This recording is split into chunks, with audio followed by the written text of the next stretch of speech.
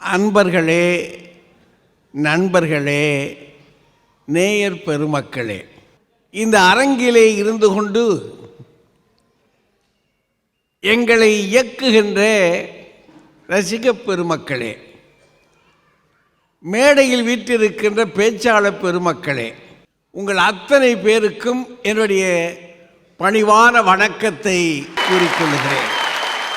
சுதந்திரம் வந்தாச்சுங்க. நேற்றைய விட இன்றைக்கு நமக்கு ரொம்ப வசதிகள் பெருகி இருக்கு. சம்பளம்லாம் இப்போ பார்த்தா ஆணும் பெண்ணும் சம்பாதிக்குது, 2 பேரும் சம்பாத்தியம் நாளே குவியுது. சரி, அந்த பக்கத்தில் போட்டோம்னு சொன்னால் அந்த சம்பளம் வாங்கிக்கிட்டு இருக்க ஆளுகிட்ட போய் என்னங்க எப்படி இருக்கீங்க, சந்தோஷமாக இருக்கீங்களா அப்படின்னா இருந்திருக்கும். என்னையா சொல்கிறேன், இல்லை உப்பு தின்னா தண்ணி குடிச்சு தானே ஆகணும். இப்போ நீ என்ன உப்பு தின்னுட்டேன்னு கல்யாணம் கட்டிக்கிட்டேன்ல அப்படின்ற. அப்போ திருமணம் பண்ணிக்கிட்டவர் அவர் சொல்கிறாரு, இல்லைங்க வாழ்க்கை இனிக்கலே அப்படின்றாரு. சரி, திருமணம் பண்ணாத ஆள் ஒரு ஹைஸ்கூல் அல்லது ஒரு காலேஜுக்குள்ளே போய் பையங்களை கேட்போம், எப்படா இருக்குது வாழ்க்கை, சந்தோஷமாக இருக்கா அப்படின்னு போனால் போயா வேலையை பார்த்துக்கிட்டு அடுத்த மணி நேரம் டெஸ்ட்டுன்னு ஒன்று வச்சுருக்காங்க, கொல்ல போகிறாங்க எங்களை.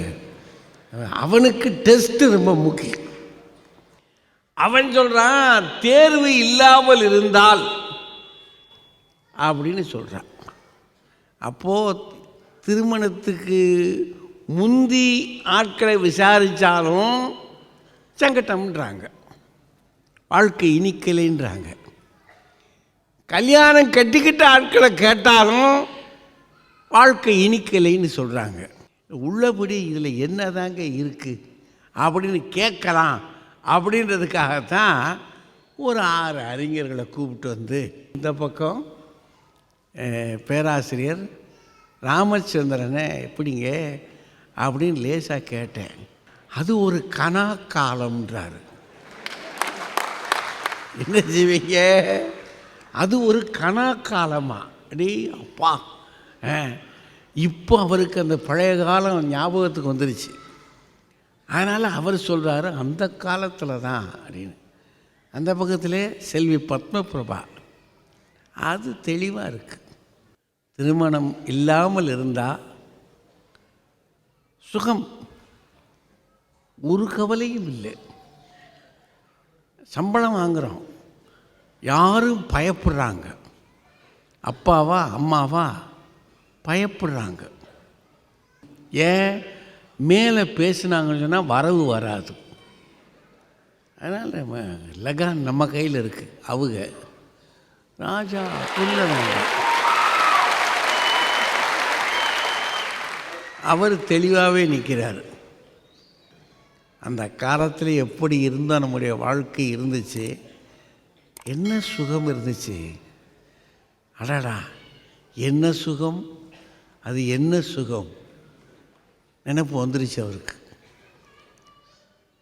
இதுக்கு 3 பேரும் அப்படி நின்னா இந்த பக்கம் இருக்காரு பேராசிரியர் ராஜாராம்.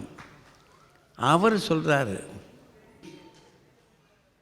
பிள்ளைகளை பார்க்குற போது இருக்கக்கூடிய மகிழ்ச்சி இருக்கு பாருங்க, தாழ முடியாத மகிழ்ச்சின்றார். ஏன், ஒரு கட்டுப்பாடான வாழ்க்கை. எப்போ வருவீங்க? அந்த அம்மா வெளியே போகும்போதே இவர் வந்துடுறேன்டா வந்துடுறேன், வரமாட்டீங்க. நான் கேட்டேன், வராமையே இருந்துடாதீங்க, டீலா நோ டீலா. அந்த உரையாடல் இருக்கான், அது டீலா நோ டீலா. அந்த பக்கம் இருக்கார் பாருங்க ஒருத்தர், சிவகுமார்னு பேர். அவர் சாயங்காலம் ஆயிடுச்சுன்னா அவர் பையனை தூக்கி வச்சு அவன் மிதிச்சு அவன் சொல்கிறானா, ஊழச்சதம் உனக்கு நிறையா இருக்குது, அதை மிதிச்சே காலி பண்ணுறான். அவர் அதில் ஒரு ஆனந்தமாக இருக்கார். அந்த பக்கம் அவங்க பாரதி பாஸ்கர் சொல்லவே வேண்டாம், அவங்களும் ஒரு முடிவில் தான் இருக்காங்க. அதுக்கு இருக்கிற மகிழ்ச்சியே தனிங்க. என்ன முடிவு, ஒரு தெளிவு வரலாம்ல, நமக்கு ஒரு மகிழ்ச்சி வேணுங்க. அதுக்கு திருமணத்துக்கு முந்தியா திருமணத்துக்கு பிந்தியா, எப்போது அது பெரிதும் சுவைக்கிறது, இனிக்கிறது. பேராசிரியர் ராமச்சந்திரன் அவர்கள் திருமணத்திற்கு முன்பே என்று சொல்ல வருகிறார்.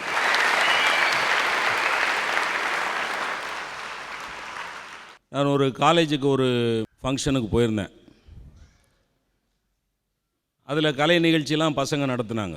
அதில் ஒரு சின்ன நாடகம் இங்கிலீஷில் தமிழில் ஸ்கிட்டு போட்டுட்டு இருந்தாங்க. அதில் ஒரு தமிழ் ஸ்கிட்டு, ஒரு வகுப்பறை மாதிரி ஒரு காட்சி. அவங்க கல்லூரியில் துரைசிங்கம்னு ஒரு பேராசிரியர் இருந்திருக்கிறார். அவரை கீழே ஆடியன்ஸில் உட்கார வச்சுக்கிட்டு அவன் ஸ்கிட்டு போடுறான். பசங்க, சிங்கத்தை நீ கேம்பஸில் பார்த்துருப்ப, கேன்டீனில் பார்த்துருப்ப, ஹாஸ்டலில் பார்த்துருப்ப, ஏன் கிளாஸ் ரூமில் கூட பார்த்துருப்ப. ஆனால் வெறித்தனமாக பாடம் நடத்தி பார்த்துருக்கியா? இப்ப பாரு கல்யாணம் ஆகாத பசங்க சார்.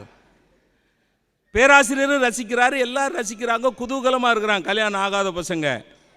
நாங்கள் உட்காந்து யோசிச்சு பார்த்தேன், இதே பசங்க இன்னும் ஒரு 4-5 வருஷத்தில் கல்யாணம் பண்ணிட்டு அவன் பிள்ளைகளை பள்ளிக்கூடத்தில் சேர்க்கறதுக்காக முந்தின நாள் ராத்திரியே போய் கொட்டுற பனியிலையும் வெயிலையும் உட்கார்ந்துக்கிட்டு இருப்பானே. அவன் பிள்ளைங்களை கல்லூரியில் சேர்க்கணும்னு ஆசைப்படுற போது கட் ஆஃப் மார்க்ஸு, கவுன்சிலிங், நினச்ச கோர்ஸு கிடைச்சிரும், ஆனால் நினச்ச காலேஜ் கிடைக்காது. சந்தோஷமாக இருப்பானா? கல்யாணத்துக்கு முன்னாடி அப்பாவோட அம்மாவோட பாசத்தில் திளைத்து திளைத்து மகிழ்ந்து கொண்டிருந்தவன் கல்யாணத்துக்கு பின்னாடி அந்த அப்பா அம்மாவை கூட வச்சு பராமரிக்க முடியாமல் பரிதவிக்கிறானே. சந்தோஷமாது? ஏன் பரிதவிக்கிறான்? ஒரு மந்திரவாதி வந்துட்டாயா?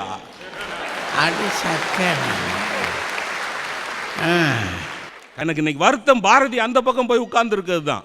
ஏன்?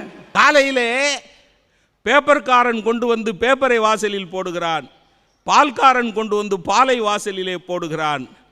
குழந்தை ஓடிப்போய் பேப்பரை எடுத்து அப்பாவிடமும் பாலை எடுத்து அம்மாவிடமும் கொடுக்கிறதே, இந்த குழந்தைக்கு யார் இதை கற்றுக் கொடுத்தது அப்படிங்கிற புது கவிதையை சொல்கிறாங்க. அப்போ பேப்பர் ஹாயாக படிச்சுக்கிட்டு அப்பா உட்கார்ந்துருப்பார், அடுக்கலையிலேயே கிடந்து வெந்து அவஸ்தைப்பட்டுக்கிட்டு அம்மா இருப்பா என்கிற வருத்தத்தை நதி போல ஓடிக்கொண்டிரு என்கிற கட்டுரை தொடரிலே பதிவு செய்துவிட்டு இங்கே வந்து கல்யாணமான பெண்கள் எல்லாம் களிப்பின் உச்சத்திலே இருக்கிறார்கள் என்று மனம் கூசாமல் பொய் சொல்வதற்கு. இதெல்லாம் அவ்வளோ நல்லது இல்லைம்மா, இதெல்லாம் அவ்வளோ நல்லது இல்லை. அந்த கட்டுரையை படிச்சுட்டு தான் நான் என்னுடைய குறிப்பேட்டில் எழுதினேயா. என்ன எழுதினேன் தெரியுமா? கர்நாடகத்து அணையில் தமிழ்நாட்டுக்கான நதி. இதாயா கல்யாணமான பொண்ணோட நிலைமை. நீங்க சொன்ன மாதிரி 5 டிஜிட்ல சம்பளம் வருதுயா, ஆனா நெஞ்சுக்குள்ள கொஞ்சம் கூட மகிழ்ச்சி இல்லையே. கல்யாணத்துக்கு பிறகு இதை சிந்தித்து பார்க்க வேண்டும். திருமணத்துக்கு பின்பு உண்மையிலேயே வாழ்க்கை களிப்பாக இருக்குமானால் இத்தனை விவாகரத்து வழக்குகள் ஏன் வருகின்றன? திருமணத்துக்கு முன்னாடி வாழ்க்கை கலகலப்பாக இருந்தது, திருமணத்துக்கு பின்னாடி வாழ்க்கை கைகலப்பாக இருக்கிறது. திருமணத்துக்கு முன்பு வானத்து கிளி, திருமணத்துக்கு பின்பு கூண்டு கிளி. வானத்து கிளியின் சிறகடிப்பில் மகிழ்ச்சியின் உச்சம், கூண்டு கிளியின் சிறகடிப்பில் அயர்ச்சியின் உச்சம். மகிழ்ச்சியா அயர்ச்சியா? அருமை பெரியோர்களை தீர்மானம் செய்யுங்கள். நன்றி, வணக்கம்.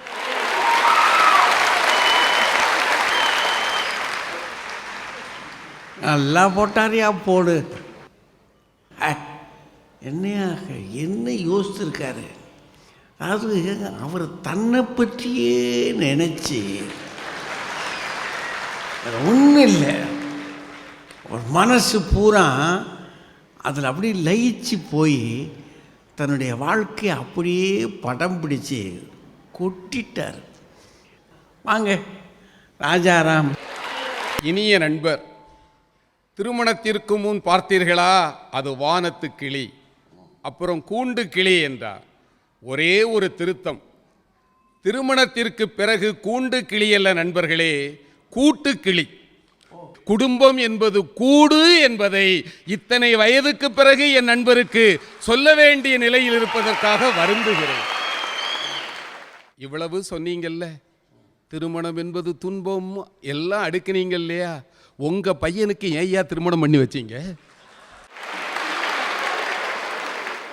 நீங்க மட்டும் கல்யாணம் பண்ணி சுகமா இருப்பீங்களா? இந்த இளைஞர்களுக்கு இப்படி ஒரு உபதேசமா? இங்க பாருங்க, குடும்பத்தோடு வந்திருக்கிறவர்களுடைய முகத்திலெல்லாம் எவ்வளவு மகிழ்ச்சி இருக்கிறது. இது சிறையாக இருந்தால் மனைவியை அழைத்து கொண்டு இங்கே வருவார்களா? ஒரு பாதுகாப்பா வந்திருக்காங்க. நடுவர் அவர்களே, என்னுடைய வாதமே அதுதான். அப்பாவானா மகிழ்ச்சி இல்லையா? நீங்க நினைச்சு பாருங்க, எந்த பதவியை வேணுமானாலும் பெறலாம் ஐயா. அப்பான்ன பதவியை விலை கொடுத்து வாங்க முடியாது. என்னமா அடிச்சிருக்கிறாரு. ஒரு பேச்சை கேட்டு என் மாணவன் ஒருத்தன் திடீர்னு சாமியாரா போகிறேன்னு சொல்லி திண்டுக்கல் பக்கத்தில் சிறுமலையில் ஒரு சாமியார்கிட்ட போய் சேர்ந்தான். சாமி, எனக்கு சன்னியாசம் கொடுங்கன்னா. அதெல்லாம் அவ்வளவு எளிதாக முடியாதுடா, ஒரு வாரம் உன்னை சோதிச்சு பார்க்கணும், வெறும் காய்கனி கிழங்கு மட்டும் சாப்பிடுன்னா. சாப்பிட்டுட்டு போனா. எதை துறந்தாயின்னார்? நாவின் சுகத்தை துறந்தேன்னா. ரொம்ப நல்லது, இனி ஒரு வாரம் கட்டாந்தரையில் படுத்து தூங்கணும், தூங்கு பார்ப்போம்னா. முடிச்சிட்டு போயிட்டான். எதை துறந்தாயின்னார்? உடம்பின் சுகத்தை துறந்தேன்னா. அதற்கு அடுத்த வாரம் அவனுடைய அத்தை மகா, அவளுக்கு காலேஜ் பியூட்டின்னு பேர். அவ பென்ஸ் காரில் போய் இறங்கினா. காரை நிறுத்திட்டு நேராக போனான். இதோ பாருங்கள், இளம் வயதிலிருந்து நான் உங்களுக்காக வாழ்ந்து வருகிறேன். நீங்கள் என்ன சாமியாராக போகிறேன், கல்யாணம் வேண்டாங்கிறீங்க? 10 நிமிடம் காரில் போய் உட்கார்ந்துருக்கிறேன். வாழ்வதாக இருந்தால் காருக்கு வாங்க, இல்லை உங்கள் முடிவு. இவன் கிடுகிடுன்னு குருநாதர்கிட்ட போனான். குருநாதர் கேட்டார், சிஷ்யா எதை துறந்தாயின்னார்? அவன் சொன்னான், இன்னோட சந்நியாசத்தை துறந்த. அத்தமகா காரில் இருக்கிறான்னார். குருநாதர் வெளியில் வந்து பார்த்தவர் சொன்னார், இந்த மாதிரி ஒரு அழகான பொண்ணு இருந்தால் சொல்லு, நானும் சன்னியாசத்தை விட்டுறேன். என்னங்க இது? வாழ்க்கையில் சிலவற்றை அனுபவித்தாதான் ஐயா இன்பம் என்பது என்னவென்று தெரியும். திருமணத்திற்கு முன்னால இருந்தது தாங்க தன்னலம், திருமணத்திற்கு பிறகுதாங்க இதயம் விரிகிறது, தன்னலம் மறைகிறது. திருமணத்திற்கு கிடைக்கிற இன்பம் சாதாரண இன்பம் அல்ல, தன்னலம் மறக்கிற பெரும்பேர் இன்பம் என்று சொல்லி வாய்ப்புக்கு நன்றி கூறி விடைபெறுகிறேன். நன்றி, வணக்கம். இவ்வளவு தெளிவாக இருக்குங்களே, என்னங்க நீங்கள் இப்படி வந்துட்டீங்க? ஏமா சன்னியாசத்தை திறந்த ஒரு பையனை பார்த்தீங்களா? வாங்க. உங்கள் அனைவருக்கும் என்னுடைய வணக்கங்கள். 1000 பொய்யை சொல்லி ஒரு கல்யாணம் பண்ணலாம் அப்படின்னு ஒரு தப்பான வழிகாட்டிட்டு போயிருக்காங்க நம்ம முன்னவர்கள். அதில் 1001வது பொய்யா ஒரு பொய்யை சொல்லிட்டு எதிரணியில் உட்காந்துருக்காங்க. வாழ்க்கையில் இனிக்கக்கூடிய பருவம் திருமணத்திற்கு பின்பு அப்படிங்கிற ஒரு 1001வது பொய். அதில் கூட பாருங்கள், இப்போ கூட்டத்தில் வந்திருக்கிறவங்க எல்லாம் குடும்பத்தோடு வந்திருக்காங்களாம், திருமணத்திற்கு பிறகு சந்தோஷமாக வந்திருக்காங்கன்னு சொல்கிறாங்க. என்ன உண்மையான காரணம் தெரியுமா? வீட்டுக்கு போனால் நிம்மதி இல்லை, டிவி சீரியலை பார்த்துக்கிட்டு வீட்டுக்காரருக்கு சாப்பாடு கூட வைக்க மாட்டேங்கிறாங்க. இங்கே வந்தால் கொஞ்ச நேரம் இந்த இப்படியெல்லாம் பேசுகிறத கேட்டு சிரித்து சந்தோஷமாக இனிப்பாக இருந்துட்டு போகலாமேன்னு வந்திருக்கிறாங்க. திருமணம் என்பது ஒரு வினோதமான கோட்டை. அதில் உள்ளே இருப்பவர்கள் வெளியே வர துடித்து கொண்டிருக்கின்றார்கள், வெளியே இருப்பவர்களோ உள்ளே எகிரி குதிக்க துடித்து கொண்டிருக்கிறார்கள்னு சொல்லுவாங்க. நான்லாம் காலேஜ் படித்தப்போ பேப்பரில் ஒரு ஃபெயில் மார்க்கோ இல்லை ஒரு அரியர்ஸோ வந்துட்டா என்ன தெரியுமா சொல்லுவேன்? வீட்டில் அவர் புள்ள மேலே கோவமோ இல்லை அவங்க வீட்டு சம்சாரத்து மேலே கோவமோ என்ன ஃபெயில் ஆக்கிட்டார் இந்த பேப்பரை திருத்தவர்னு சொல்லுவேன். அடுத்து கிளியை வளர்த்து பூனை கையில் கொடுக்கறது அப்படின்னு சொல்கிறோமே, அந்த சடங்குக்கு பேரே திருமணம் தான். ஓ, பல திருமணங்கள்ல ஏங்க இது கிளி யாரு, பூனை யாரு? அதுலதாம்மா சந்தேகமாவே இருக்கு. பல திருமணங்கள்ல பெண்ணு கிளியா இருக்கா, சில திருமணங்கள்ல ஆண் கிளியாகி மாட்டிக்கொண்டு இதை நான் ஒத்துக்கிறேமா,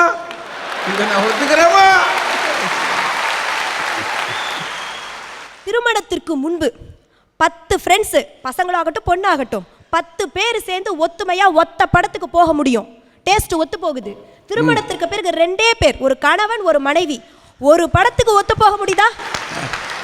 அதே மாதிரி திருமணத்திற்கு முன்பு நினைத்த உடையை உடுத்த முடிகின்றது ஒரு பெண்ணால். ஒரு சுடிதாரில் ஒரு லோனெக்காய் போயிடுச்சு, தெரியாமல் சொதப்பிட்டான் தையல்காரன். பொண்ணு துப்பட்டாவை ஒழுங்காக போட்டுக்கிட்டு போமா அப்படின்னு சொல்கிறார் அப்பா. பாசமாக தான் சொல்கிறார். அதுக்கே அந்த பொண்ணுக்கு கோவம் வந்து உரிமையோடு கேட்குறா, சரியான பழைய பஞ்சாங்கம் பண்ணி அப்படின்னு. அம்மா வேற, அந்த பொண்ணோட அம்மா வேற அவளுக்கு சப்போர்ட் பண்ணுறாங்க. வந்து ஏங்க, பக்கத்து வீட்டு பொண்ணுங்கள்லாம் போடுற துணியை பார்க்குறீங்களே, நம்ம பொண்ணு ஏதோ சுடிதாராவது போட்டுக்கிட்டு போகிறாளேன்னு சந்தோஷப்படுங்கன்னு அவளுக்கு வேற அவங்க அம்மா சப்போர்ட். இப்படி சுதந்திரமாக உடையை அதாவது அந்த அம்மாவும் சுடிதார் போடணும்னு ஆசைப்படுது. ஆமா, அவங்க சொல்லுது. இறுதியாக நடுவர் அவர்களே, திருமணத்திற்கு முந்தைய பருவம் அன்றைய ஆள் அரவமற்ற மரீனா பீச்சில் அப்படியே காலார நடந்து போகின்ற ஒரு நடைப்பயணம் மாதிரி சுகமாக காத்து வாங்கிக்கிட்டே எதை பற்றியும் கவலைப்படாமல் நடக்கலாம்.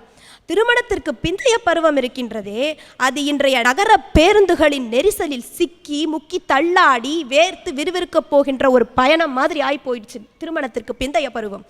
இதுல உங்களுக்கு எது பிடிச்சதுன்னு நீங்களே தேர்ந்தெடுத்துக்கோங்க.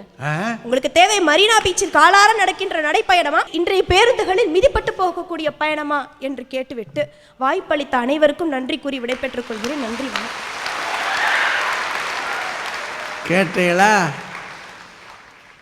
அதாவது மெரினா பீச்சில் நடக்கக்கூடிய சுகமான ஒரு நட மாதிரியா திருமணத்துக்கு முன்னாடி, அது சுனாமிக்கு முன்னாடியா பின்னாடியா, அதை கொஞ்சம் யோசிக்கணும் கடுமையாக. அப்போ திருமணத்துக்கு முந்தின வாழ்க்கை தான் இனிக்கும் போல இருக்கு, பின்னாடி கஷ்டம். ஐயா சிவகுமார் ஐயா வாங்க.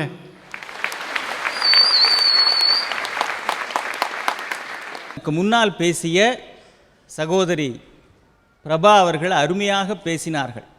அவங்களுக்கு இன்னும் திருமணம் ஆகலை. நீங்கள் பொருந்தாத ஒரு கணவனை மனைவியை முன் உதாரணமாக வச்சுக்கிட்டு அதனாலேயே திருமண வாழ்க்கை மோசம்னு பேசக்கூடாது. அவர்களுக்குள்ளே புரிதல் இல்லைன்றதுக்கு அடையாளம் தான் அது. எனக்கு முன்னால் பேசிய பேராசிரியர் அவர்கள், அடுத்து பேச போகிற திரு ராஜா அவர்கள், நான் கேட்குறேன், அப்புறம் நீங்கள் ஏன் திருமணம் பண்ணிக்கிட்டீங்க? யாரு? இவங்க தான் கேட்குறேன், நீங்களும் தான். ஐயா அது ஒரு விபத்தியா?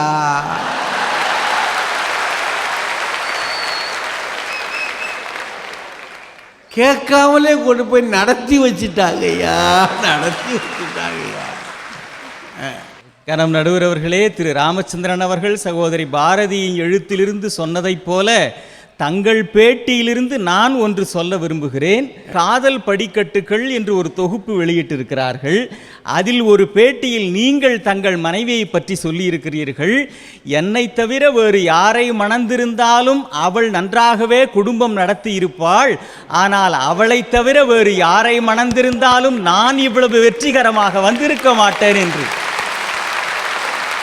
எனவே உங்களுக்கு ஏற்பட்டது விபத்து என்றாலும் கூட இனிமையான சுகமான வரவேற்க தகுந்த விபத்து.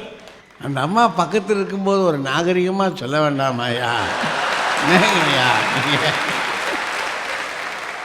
அம்மா இவ்வளோ பேசுறீங்களே, பேசிட்டு நீங்கள் 3 பேரும் திரும்ப வீட்டுக்கு தானே போக போகிறீங்க, இல்லை சாமியாராய் அப்படியே இமயமலைக்கு போக போகிறீங்களா? கனம் நடுவர் அவர்களே, திருமணத்திற்கு முந்தைய வாழ்க்கை இருக்கிறதே, அது வாழ்க்கை மேம்போக்கான ஒன்று, வாழ்க்கை பற்றிய தெளிவு இல்லாத ஒன்று. ஃப்ரெண்டுக்கிட்ட சொல்கிறான், நகம் வளர்ந்தா வெட்டிடலாம், முடி வளர்ந்தா வெட்டிடலாம், அறிவு வளர்ந்தா என்ன பண்ணு தெரியல, பயமாக இருக்குதுன்னா. அவன் உடனே சாச்சா அவன் நல்ல மனசுக்கு அப்படிலாம் அவன் நடக்க கவலைப்படாதான்றான். சார் திருமண நாளை ஏன் சார் ஃபோட்டோ எடுத்து வச்சுக்கிறான்? அதில் ஒரு ஆழமான வாழ்க்கை உண்மையே இருக்குது தெரியுமா? கேமராக்குள்ளே நெகட்டிவ்னு ஒன்று இருக்கும், ஃபில்மு. அதை டெவலப் பண்ணால் பாசிட்டிவாக மாறும். வாழ்க்கையில் அது வரைக்கும் திருமணம் ஆகாமல் இவனுக்குள்ள கூட நெகட்டிவ் இருந்திருக்கலாம். இந்த திருமணம்ன்றதுக்கு பிறகுதான் நீயே டெவலப் ஆக போகிற ராஜான்னு காட்டுறது. அது அதை உணர்ந்துக்கணுன்றதுக்காக தான் கேமராமேன் ஸ்மைல் ப்ளீஸுன்றான். வெளியிலிருந்து ஒரு வெளிச்சம், ஃப்ளாஷ் வெளிச்சம் மாதிரி ஒன்று வருதுன்றதுனால தான் பக்கத்தில் ஒன்று இருக்குதே, அதை குத்து விளக்குன்னு தமிழில் சொல்கிறான். இவர் ஆஃபீஸில் பெரிய எம்டியாக இருப்பார். வீட்டுக்கு சாயங்காலம் 5 மணிக்கு வந்துட்டாருன்னா கோட் சூட்லாம் கட்டி போட்டு வேஷ்டியை கட்டிக்கிட்டு மேலே ஒரு பனியனை போட்டுக்கிட்டு அந்த குட்டி பையில வாடா ராஜான்னு கூட்டுக்கிட்டு நம்ம யானை விளையாட்டு விளையாடலாமா அப்படின்னு 4 காலில் வீட்டுக்குள்ளேயே நடப்பார், குழந்தைய மேலே வச்சுக்கிட்டு. அது கிச்சனுக்கு போகணும், யானை கிச்சனுக்கு போ, யானை பெட்ரூமுக்கு போ, யானை டிராயிங் ஹாலுக்கு போ. அவர் சொல்கிறபடிலாம் போயிட்டுருப்பார். திடீர்னு கொஞ்சம் மாறி கீறி போனார்னா, அம்மா இந்த யானை சுத்தம் லூஸாக இருக்குமா, லெஃப்டில் போனால் ரைட்டில் போமா. அந்த அம்மா உன்னை கண்ணா நீ எவ்வளோ சரியா அப்பாவை இப்பயே புரிஞ்சு வச்சிருக்கடா. அவர் கோச்சிக்க மாட்டார். திருமணத்திற்கு முன்பு தான் மட்டுமே அனுபவிக்கின்ற மகிழ்ச்சி திருமணத்திற்கு பிறகு பல பேரோடு பங்கு போடப்படுகின்றதே, அந்த ஆனந்தம் உங்களுக்கு எப்பொழுது கிடைக்கும்? இப்படி சொல்லி நிறைவு செய்கிறேன் நடுவர் அவர்களே. திருமணத்திற்கு முன்பு பெறுவதில்தான் மகிழ்ச்சி, திருமணத்திற்கு பிறகு இழப்பதில் கூட இன்பம் உண்டு என்பதை ஒவ்வொருவரும் உணர்வோம். நன்றி, வணக்கம். என்ன போட்டிருக்காரு பாருங்க. திருமணத்திற்கு முன்பு பெறுவதில்தான் மகிழ்ச்சி, திருமணத்திற்கு பிறகு இழப்பதிலும் மகிழ்ச்சி இருக்கிறது. அது தகப்பனுக்கும் தாய்க்குமே தெரிந்த ரகசியம். அது பெரிய மகிழ்ச்சி இருக்கியா அப்படின்னு போட்டால் பாருங்க, ஒரு போடு சரியான பொடியாது. இப்போ நீ ராஜா பேசணும், வாங்க.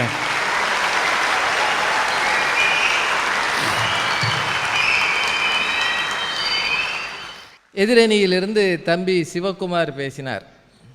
கல்யாணத்தில் ஏன் ஃபோட்டோ எடுக்கிறார்கள்? உள்ளே நெகட்டிவ் இருக்கிறது, அதை டெவலப் பண்ணினால் அது பாசிட்டிவாக மாறும். எந்த காலத்தில் இருக்கிறீங்க? தலைப்பு இன்றைய சூழலில். அப்போ இவ்வளோ சொருக்கி 1000 படம் எடுத்துக்கிட்டு இருக்கான். ஒரு பழைய உதாரணத்தை காட்டினார். இவ்வளோன்னு சிப்பை வச்சு 1000 படம் எடுத்துக்கிட்டு இருக்கிற காலத்தில் நெகட்டிவா பாசிட்டிவா அவ்வளவு இருக்கே. கல்யாணத்தில் மகிழ்ச்சி தொடங்குத, அப்போ 2 பேரும் சிரிக்கணுமா இல்லையா? அப்புறம் எதுக்கு ஃபோட்டோகிராஃபர் ஸ்மைல் ப்ளீஸ்ன்றாரு? அவர் ராஜாராம் ஐயா சொன்னார், அப்பா அந்த யானைன்னு சொல்லுவாங்களாம், அந்த பையன் சொல்லுவானா அப்பா லூஸ் யானைன்னு. நம்ம வீடுகளில் என்ன மரியாதை இருக்குன்னு தெரியுதா? அவர் சொல்றார், இழப்பதில் கூட மகிழ்ச்சி. ஆமா, சுயமரியாதை இழப்பது மகிழ்ச்சி என்றால் திருமணத்தில் அது நடக்குது. ஏன் கல்யாணம் பண்ணி வைக்கிறாங்க? நானும் யோசிச்சு பார்க்குறேன். இப்போ எங்கள் அப்பா எதுக்கு எனக்கு கல்யாணம் பண்ணி வச்சார்? நான் சந்தோஷமாக இருக்கணும்னா. படிக்கிற காலத்தில் என்னையை நம்பி நிறைய கடன் வாங்கிட்டார். கடனை கட்டுறதுக்கு ஒரு இழிச்ச வாங்கி வேணும். ஒரு ஆள் சிக்கினார், பொண்ணோட வந்தார், அவர் தலையில் கை வச்சு துட்டை வாங்கிட்டு அவர் பாட்டுக்கு போயிட்டார். இப்போ அவர் வச்ச கடனை நான் கட்டிக்கிட்டு இருக்கேன். என்னையாது? சரி, நான் திருப்பி கேட்குறேங்க, உண்மையிலேயே பெற்றோர்களுக்கு பிள்ளைகள் ரொம்ப சந்தோஷமாக இருக்கணும்ன்ற உணர்வு இருந்தால், இவங்க சந்தோஷமாக இருந்தால் வாழ்த்தும் போது எப்படி வாழ்த்தணும்? என்னையும் உங்கள் அம்மாவை மாதிரி சந்தோஷமாக இருக்குன்னு வாழ்த்தணுமா இல்லையா? வள்ளுவரும் வாசிக்கும் போல், இதெல்லாம் என்ன கதை? வள்ளுவர் வாசுகி இந்த காலத்தில் இருந்தாங்க. யாராவது தைரியமாக என்ன மாதிரி உங்கள் அம்மா மாதிரி சந்தோஷமாக இருன்னு சொல்லியிருக்காங்களா இது வரைக்கும்? பையன்தான் இது மாதிரி ஆயிரப்படாதேன்னு. டாக்டர் அப்துல் கலாம் அவர்கள் திருமணமாகாதவர்.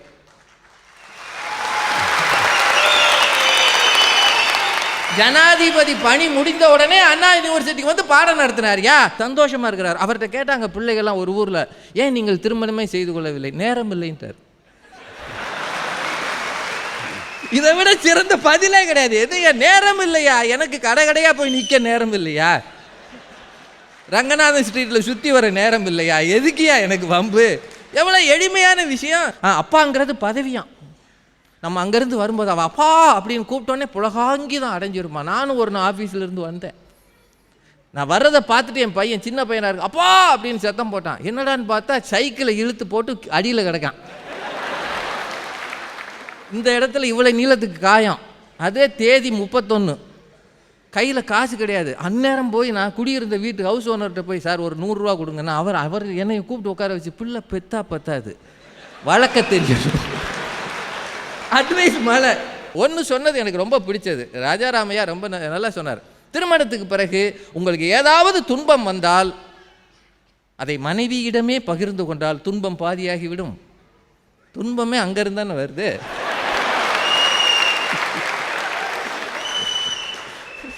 ஒரே ஒரு செய்தி, இன்னைக்கு இருக்கிறவங்க கடல் நீரை குடிநீராக கூட மாற்றி விடுகிறார்கள்.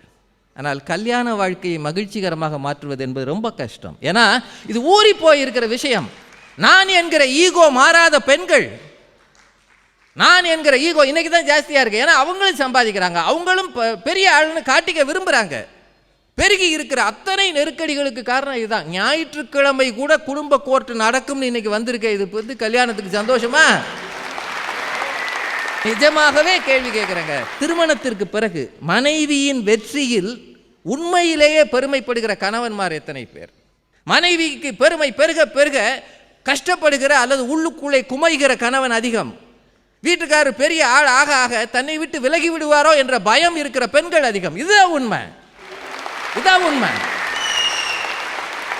இதை மாற்றி ஆளாளுக்கு ஒன்று பேசி இன்னொன்றுங்க. உங்கள் வீடு மதுரையா உங்கள் வீடு சிதம்பரமானு எல்லோரும் கேட்குறாங்களா இல்லையா? மதுரைனா என்ன? அந்தம்மா ஆட்சி. சிதம்பரம்னா இவர் ஆட்சி. அப்படின்னா ஒரு ஆள் ஆட்சி பண்ணுற இன்னொரு ஆள் பயந்து இருக்கணுமா இல்லையா?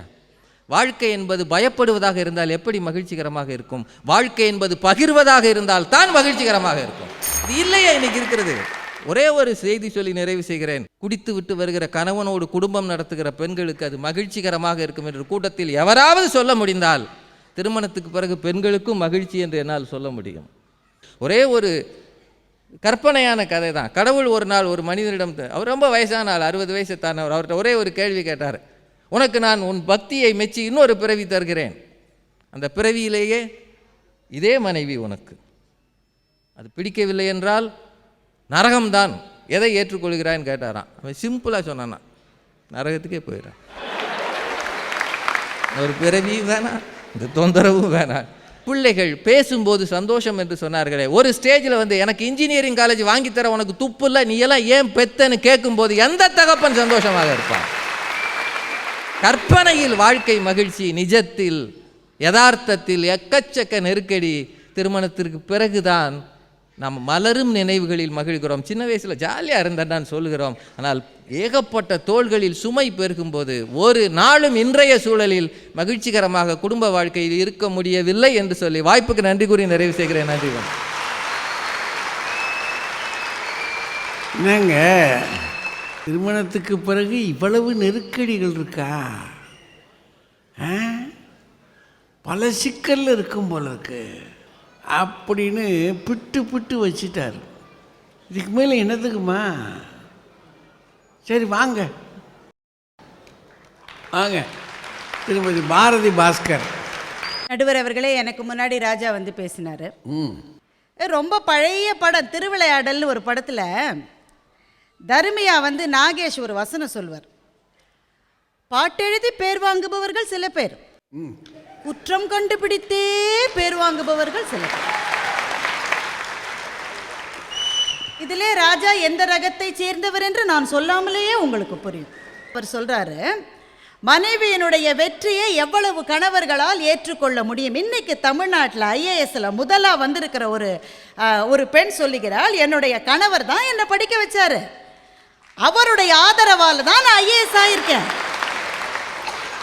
அது எப்படி சார்? நல்ல விஷயங்களே உங்க கண்ணுக்கு தெரிய மாட்டேங்குது. ரொம்ப பெரிய ஆச்சரியம். அப்துல் கலாம் சொன்னார், எனக்கு நேரமே இல்லை. எல்லாரும் அப்துல் கலாம் ஆகிட முடியுமா? அவர் ஒரு பெரிய விஞ்ஞானி. மதர் தெரசா இருந்தாங்க, அவங்களுக்கெல்லாம் வாழ்க்கையில் ஒரு பர்பஸ் இருந்தது.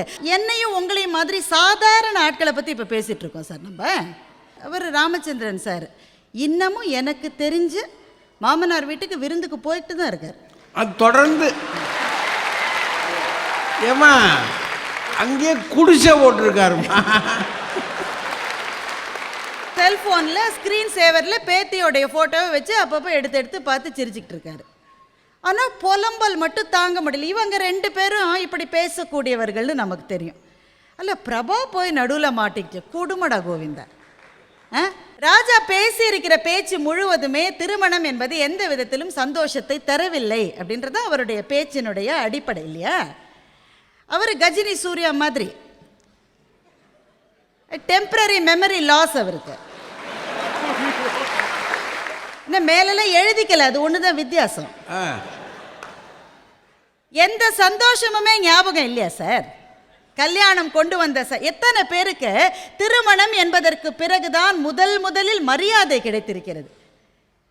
அது மட்டும் இன்விடேஷன் போட்டா கூட அப்பா பேரை எழுதி அன்ஃபேமிலிக்குள்ள ஐக்கியம் ஆகிட்டு இருந்த ஆளுக்கு கல்யாணம் ஆன பிறகுதான் அவர் பேரை எழுதி மிஸ்டர் அண்ட் மிஸ்ஸஸ்ன்னு முதல்ல இன்விடேஷன் கொடுக்க ஆரம்பிச்சதே கல்யாணத்துக்கு பிறகுதான். 27 வயசு கல்யாணமாகி வர மாப்பிள்ளைய பார்த்து 60 வயசு மாமனார் எழுந்து நின்று மரியாதை கொடுக்கிறாரே, அது மகிழ்ச்சியா படலையா உங்களுக்கு? திருமணத்துக்கு பிறகு வந்த தீபாவளியினுடைய சந்தோஷத்தை கூடவா மறந்துட்டீங்க? வாங்கி மாட்டினையே மோதிரமா? 2 பேரும் கை நிறைய மோதிரம் போட்டு உட்காந்துக்கிட்டு திருமணம் ரொம்ப எங்களுக்கு கஷ்டம். என்ன பொய்? குறைகளையே பார்த்த மனசு நடுவரவர்களை அவங்களுக்கு தெரியல, நிறைகளை பார்க்க தெரியல.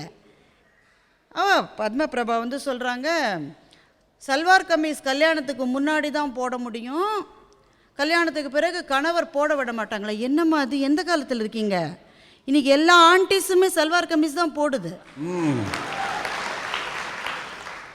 என்ன மேல மேல பேசுறீங்க? பிள்ளைகள் வளருகிறார்கள், அவர்களுடைய அறிவை பார்த்து நமக்கு மகிழ்ச்சி. வீட்டில் கம்ப்யூட்டர் ஆர்டர் பண்ணியிருக்கீங்க, நீங்க மேனுவல் எடுத்து படிக்க ஆரம்பிக்கிறீங்க.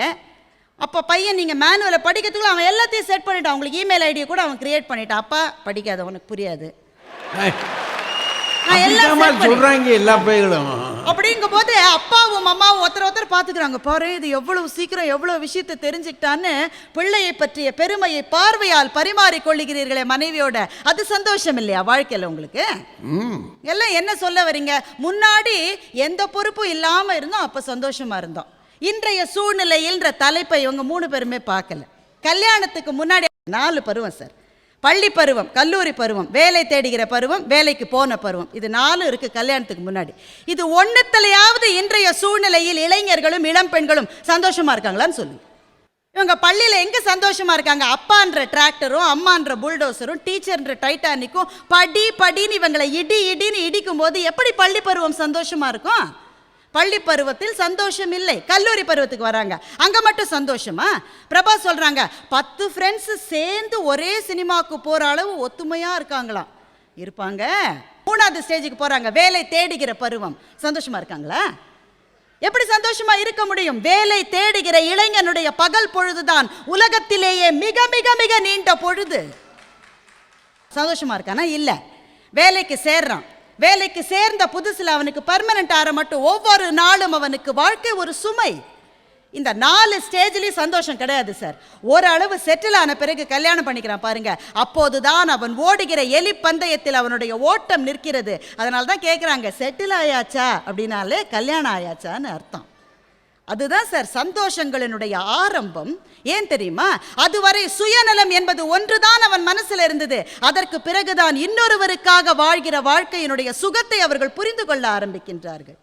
நோயுற்றிருக்கிற கணவனுடைய கால் பக்கத்திலே உட்கார்ந்து மனைவி சொல்லுகின்ற பிரார்த்தனையினுடைய வார்த்தைகள் உறக்கத்துக்கும் விழிப்புக்கும் இடையிலே ஊசலாடி கொண்டிருக்கிற அவனை மரணத்திலிருந்து மீட்டு வருகிறதே. எனக்காக துடிக்க ஒரு இதயம் இருக்கிறதுன்னு மனசுல ஒரு நிம்மதி வருகிறதே, அதுதான் மகிழ்ச்சி.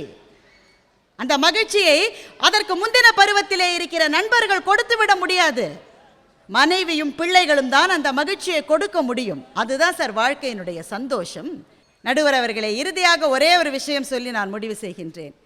உங்களுக்காக வாழ இன்னொருத்தி இருக்கிறாள் என்ற அந்த மகிழ்ச்சி தருவதுதான் உண்மையான சந்தோஷம் என்றால், சந்தோஷம் என்பது, இனிமை என்பது திருமணத்துக்கு பிறகுதான் என்ற நல்ல தீர்ப்பை மாத்திரமே தருவார் என்ற நம்பிக்கையோடு விடைபெறுகின்றேன். வணக்கம். எப்படி முடிச்சிருக்காங்க பாருங்க. 2 கட்சியும் பேசியிருக்கக்கூடிய பேச்சை கேட்ட பிற்பாடு விருப்பு வெறுப்பு இல்லாத ஒரு முயற்சி எடுக்கணும். அப்படின்னா எப்படி திருமணத்துக்கு முன்னே உள்ளபடியே பருவம் அப்படின்னா ஒரு பையன், சின்ன பையன், அப்புறம் ஒரு வாலிபன், அவ்வளோதான். அது ரெண்டு பருவம் தான் அது. அப்போ அதில் மகிழ்ச்சி உள்ளபடியே அந்த பருவத்தில் இருக்கிற மகிழ்ச்சி இருக்குது பாருங்க, அது ரொம்ப அற்புதமான மகிழ்ச்சி. இது தவறு, அப்படி செய்யக்கூடாது, தெரியாது. அது காரணம் என்ன? அவர்கள் கூட இருப்பது பேதமை. அந்த மாதிரி மகிழ்கிற மகிழ்ச்சி இருக்கு பாருங்க, அது அடுத்தவனை லந்து பண்ணுறது, சேட்டை பண்ணுறது, எல்லா வகையான இன்பமும் அங்கே இருக்கும். ஒரு வயது வந்த பிற்பாடு வாலிபம் அப்படின்னு ஒன்று இருக்கு பாருங்க, அது வந்த பிற்பாடு நல்ல கலைத்திறமைகளை அனுபவிக்கக்கூடியது, அதை வளர்த்து கொள்வதற்கு நேரத்தை ஒதுக்குவது, அதில் ஒரு இன்பம். இப்படி பல வகையான இன்பங்களை எல்லாம் அந்த பருவத்தில் நாம் அனுபவிக்கிறோம். எல்லாத்துக்கும் மேலே இன்னொருவர் தயவில் இருக்கோம். நம்ம அப்பா கொடுக்கணும், அம்மா கொடுக்கணும். பிறர் தயவிலே நமக்குள்ளே விளைந்த இன்பங்கள். கல்யாணம் ஆகிருச்சு. கல்யாணம் ஆன உடனேயே முதல்ல ஒரு மாற்றம் டக்குன்னு இப்படி வருது. என்னது? அந்த பொண்ணுக்கு மணமகள் அப்படின்னு ஒரு பேர், இவனுக்கு மணமகன் ஒரு பேர். இது மட்டும் இல்லை, என்னுடைய மனத்துக்குள்ளேயும் என் இரத்த துளிகளுக்குள்ளேயும் பல்வேறு வகையான துடிப்புகள் இருந்திருக்கின்றன. அது ஒரு தேடலை நோக்கி போய்கொண்டிருக்கிறது. அந்த தேடலுக்கு இப்போது நான் ஒரு விடை கண்டுபிடித்தாக வேண்டும். அந்த விடை என்ன? ஒரு ஆணுக்கு ஒரு பெண்மையையும், ஒரு பெண்ணுக்கு ஒரு ஆணையும் அனுபவிக்கின்ற அல்லது தேடுகின்ற ஒரு இன்ப நுகர்ச்சி இருக்கு பாருங்க. அந்த நுகர்ச்சியின் முதிர்ச்சியை முதன்முறை அனுபவிக்கின்ற ஒரு இனிமை இருக்கிறதே, அது போன்ற ஒரு இனிமை இந்த உலகத்தில் வேறு எதுவுமே இல்லை என்று இலக்கியங்கள் அத்தனையும் சொல்லுகின்றது. என்று சொன்னால் அந்த இன்பத்தை அனுபவிக்கின்ற வாய்ப்பை முதல் முறை எனக்கு கொடுக்கின்ற சந்தர்ப்பம் எது? திருமணத்திற்கு பின்பு. அதோடு கூட இன்னும் ஒரு பெரிய காரியம் இருக்கு. என்னோடு கூட என்னை மணந்து கொண்ட அந்த பெண் என்னையோடு கூட ஊடுகிறாள், என்னோடு சண்டை போடுறா. ஊடுதல் காமத்திற்கு இன்பம் என்று சொன்னார் திருவள்ளுவர். அப்படின்னா ஒரு முதிர்ச்சி, இன்னொரு வளர்ச்சி. அந்த வளர்ச்சி எங்கே கிடைக்குதுன்னு சொன்னால், அவன் என்னோட கூட ஒரு சிறு சண்டை, ஒன்றுக்கு உப்புக்கல்லுக்கு கூட பிரயோஜனம் இல்லை. என்ன? காலையில் போகும்போது ஒரு ஆஃபீஸ் வேலையாக அவசரமாக அப்படியே போகும்போது இப்படி இருந்தேன், அவள் கிளம்பிட்டீங்களா அப்படின்னா காதலை வாங்கி வாங்காமல் ஆமான்னு சொல்லலை, புறப்பட்டாச்சு. புறப்பட்டா அப்படி நின்று பார்த்தா என்கிட்ட பதில் சொல்கிறத விட அவ்வளோ அவசரமோ, அவ்வளோதான். அவன் மனசுக்குள்ள நினப்பு. போயாச்சு. போன ஒருபாடு வழக்கமாக ஒரு 2 ஃபோன் பண்ணுவேன் வீட்டில். அன்னைக்கு கொஞ்சம் வேலை மிகுதி பண்ணலை. சாயங்காலம் வந்தேன், வான்னு கேட்கலை. இப்போ தான் எனக்கு தெரியுது அவையே வான்னு கேட்கலை அப்படின்ட்டு. அப்படியே போகும்போது பின்னாடி போயிட்டு என்னம்மா அப்படின்னு, ஒன்றுமில்லை, எனக்கு கல்யாணம் ஒரு கேடா, எவ்வளவு பிரியமாக இருந்தீங்க நீங்கள், ஆஃபீஸுக்கு போயிட்டு வர்றீங்களான்னு தானே கேட்டேன், போயிட்டு வரேன்னு சொல்லக்கூடாதா? இவ்வளோதான் அவள் கேட்டா. அப்போ தான் நம்ம மரமண்டைக்கு ஏறுது. உடனே நம்ம மட்டும் சொல்கிறோம், இல்லைப்பா அதெல்லாம் வேண்டாம், என் தலையெழுத்து அவ்வளோதான். அவ்வளோதான். 3 நாள் அடைச்சிக்கிட்டாயா? 3 நாள் அடைச்சிக்கிட்ட ஒருபாடு நம்ம சாப்பாடு வைக்கிற போதெல்லாம் டே பேசுகிறப்பா, நான் பேசினேன்ல, பேசித்தானே இந்த நிலையில் இருக்கேன், இழுத்துக்கிட்டே இருக்கா. அப்படின்னா அதாவது அவளுக்கு எங்கேயோ திருக்குறளை படிச்சிருப்பா அவளுக்கு, படிச்சுத்தான் இப்படி செய்கிறாளா, படிக்காமத்தான் இப்படி செய்கிறாளா நமக்கு தெரியல. சரி, இவன் ஊழல் பண்ணுறா, சரி இருக்கட்டும், நம்மளும் ஒரு நாளைக்கு இந்த வேலையை வச்சுக்கிடுவோம் அப்படின்னு செய்யணும்ல. இல்லை, ஆனால் அதை சொல்கிறான், மெல்ல மெல்ல மெல்ல மெல்ல அது பெருகுகிற இன்பம் விடான்றான். அந்த இன்பம் கிடைக்கிறதே. அது மட்டும் இல்லை, ஏதாவது ஒன்று செய்யணும் அப்படின்னா என்னை ஒரு முதல் பொருளாக வைத்துக்கொண்டு அவர்கிட்ட கேளுங்க அப்படின்னு சொன்னால், என் வீட்டில் இதுவரைக்கும் நான் இதுக்கு முன்னே திருமணத்திற்கு முன்பு நான் ஒரு சாமானியன், ஒரு சிறுவன், ஒரு இளைஞன், ஒரு வாலிபன். இப்போது நான் என்னவாகிட்டேன்? ஒரு தலைவன். அந்த பொண்ணு ஒரு தலைவி. அப்போ ஒரு தலைமை கிடைக்குது பார்த்தீங்களா? ஊடுதல் கிடைக்குது, தலைமை கிடைக்குது. எல்லாவற்றுக்கும் மேலே இன்னொரு பக்கம் பாருங்கள், பிள்ளைகள் பிறந்த போது கூட அந்த இன்பத்தை அனுபவிக்க ரொம்ப குறைச்சலையா. ஏன்னா என் பிள்ளைகளுக்கு பிள்ளைகள் பிறந்தபோது நம்ம எடுத்து கொஞ்சுவதும், அந்த பிள்ளைகள் நம்முடைய மடியில் ஏறி உட்காந்துக்கிட்டு அப்படி ஒரு குத்து குத்தி, அதில் அந்த கிழவி எங்கே இவா நம்ம இடத்த பிடிச்சிக்கிடுவாளோ அப்படின்னு, ஹாய் தாத்தா சாப்பிடட்டும் விடுனா, அவனுக்கு சாப்பிட்ட மாத்தாது. அவன் நம்ம உடனே விடுமா சின்ன பிள்ளை, விடியா அவளுக்கு செல்லும் கொடுக்காதியா, உனக்கும் செல்லும் கொடுத்து தான் கெடுத்து விட்டாங்க அப்படி நம்ம ஊழல் கிட்ட ஒன்று போட்டு பிள்ளைகளை கொஞ்சிற வேலைங்க இருக்குது பார்த்தீங்களா? அது எல்லாத்துக்கும் மேலே மெல்ல மெல்ல மெல்ல இந்த உடல் மட்டும்தானா தன் பலத்தை மெல்ல இழக்கிறது? இல்லையே, எல்லாம் ஒவ்வொரு கட்டம் மெல்ல அப்படி தளர்ந்து தளர்ந்து தளர்ந்து தளர்ந்து ஞான முதிர்ச்சி என்ற ஒரு இன்பம் இருக்குது பாருங்க. அந்த முதிர்ந்த கனியாக நான் ஒவ்வொருவரும் உள்ளத்திற்குள் மாறுகிற நேரம் அந்த பருவம் அல்லவா?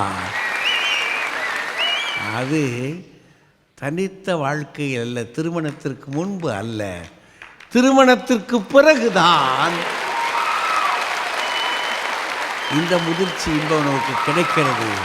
அதனால் பெரியோர்களே, இன்பம் என்பது வாழ்க்கை சுவைப்பது, இனிப்பது திருமணத்திற்கு பிறகே என்று கூறி வணங்கி முடிக்கிறேன். நன்றி, வணக்கம்.